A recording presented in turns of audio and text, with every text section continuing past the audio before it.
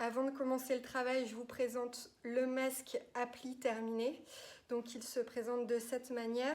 Utilisez les cordons pour le nouer à l'arrière de votre tête. Et après, vous venez justement utiliser les plis qu'on aura formés avec la couture pour venir englober votre menton et venir le nouer une deuxième fois à l'arrière de votre tête.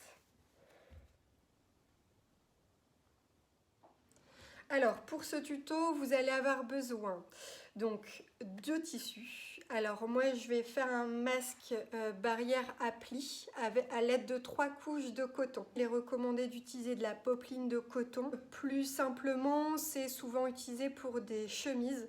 Donc si vous avez des chemises dans lesquelles vous pouvez découper, mais également dans les draps, tout ce qui est tissu d'ameublement, alors il ne faut pas que ça soit trop lourd.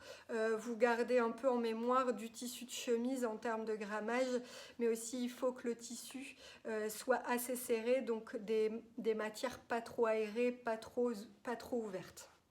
Vous aurez besoin également donc d'un papier, d'un crayon et d'une règle pour redessiner le patronage.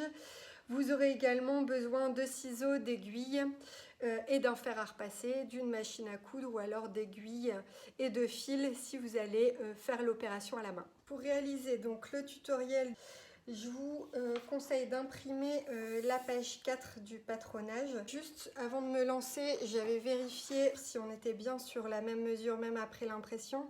Et en fait, moi j'arrive à 19 cm au lieu de 20. Donc ce que je vous conseille, c'est de prendre un papier et un crayon et de recopier exactement. Une fois votre patronage tracé et découpé, il va se présenter de cette manière, donc un carré de 20 cm sur 20 cm avec des indications de repères, donc A2 qui se positionne à 2 cm et demi de votre bord haut, le A1 5 cm plus bas, le B1 5 cm plus bas, le B2 5 cm plus bas qui lui également est à 2 cm et demi du bord. Vous remarquerez que j'ai découpé des petits crans, tout simplement pour m'aider après à dessiner mes repères sur mon tissu à l'aide d'un crayon. Du coup, j'en ai profité pour ajouter un repère à 1,2 cm qui me servira ici pour mon ourlet et un repère au milieu pour pouvoir savoir où est le milieu du masque et également en bas à 1,2 cm qui représente l'ourlet du bas.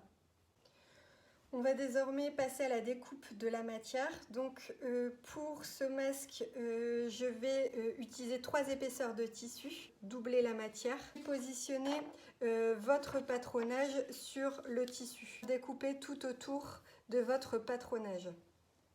Voilà donc vos 2 premières couches de tissu découpées. Pour la 3e couche, j'ai choisi un tissu contrasté pour ajouter un petit peu plus de fun au masque. Du coup, même procédé que les 2 premières couches au niveau de la découpe. Vous avez donc désormais vos 3 couches de tissu, ma couche contrastée et mes 2 couches de blanc. J'ai donc réalisé un assemblage des 3 épaisseurs de tissu, donc une piqûre droite.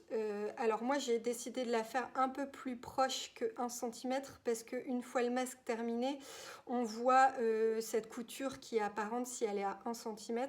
Donc je vous conseille d'être plus sur du 0,8 ou du 0,5 afin qu'elle soit cachée grâce au biais. Si éventuellement votre machine à coudre propose un point zigzag, ça peut être l'occasion de faire une finition de bord. Si vous êtes carrément équipé d'une surjeteuse, pourquoi pas faire un point de surjet pour que là, la finition de bord soit nickel. Vous réutilisez votre patronage pour le positionner au-dessus de vos épaisseurs de tissu et profitez des ouvertures que vous avez découpées précédemment pour venir tracer à l'aide d'un crayon les repères, donc un trait dans chaque petit trou, pour vous permettre de vous repérer entre l'ourlet à créer et les plis à réaliser.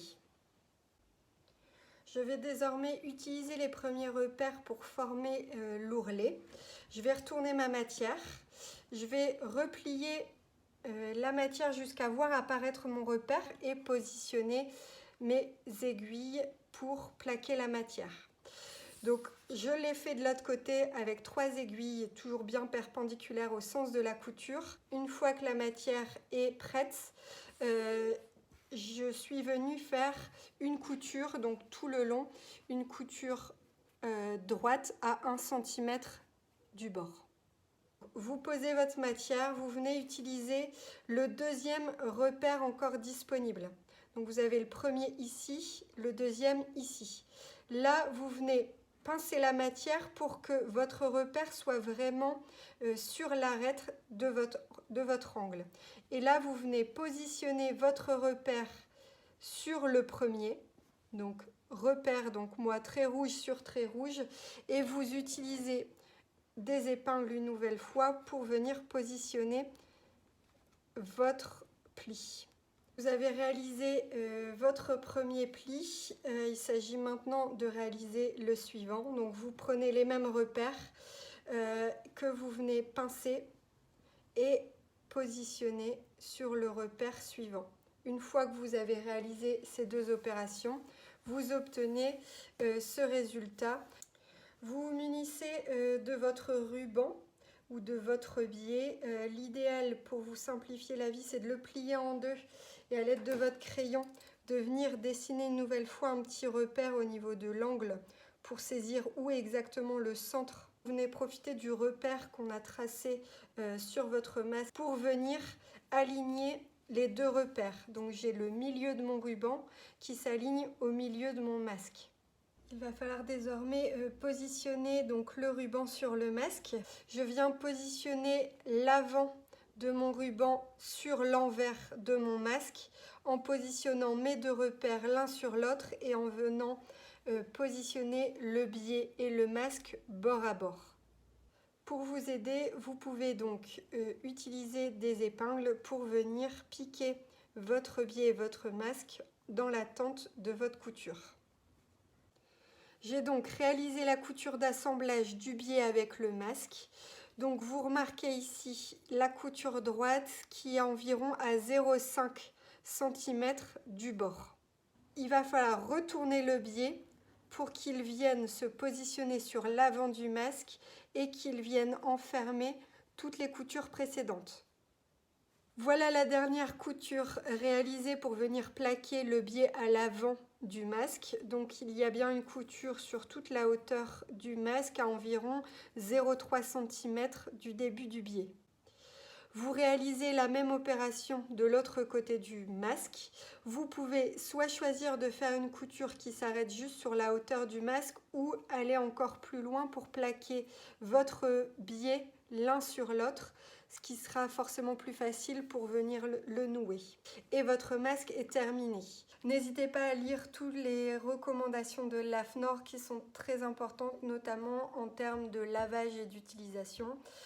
D'ici là, portez-vous bien, à très bientôt.